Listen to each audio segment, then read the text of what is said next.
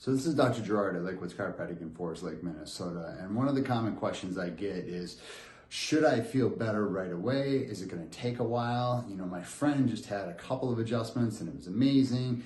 I've been taking a couple of months. What's going on? And, you know, I try to tell people when it comes to healing and getting better, every body is a little bit different. You know, we have some people that within just a handful of visits, you know, they are just, you know, singing the praises and life is amazing and they're feeling better and they're moving better. And some people it takes a few months, and every body responds a little different. And a lot of that has to do with your past. You know, have you done things in your past that maybe have held you back?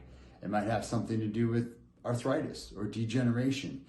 We know as you get older, things take longer in general to heal. So in theory, the younger generation or the younger people tend to respond better and faster, but everyone's a little bit different. And then the final part is sometimes we just don't have the answer. You know, you do the tools and the strategies to get someone to feel better. And the goal as a doctor is to do that as quickly as possible. But again, everybody's a little bit different, but I always tell them to be patient, because it does happen in a lot of cases that your body inside is getting better.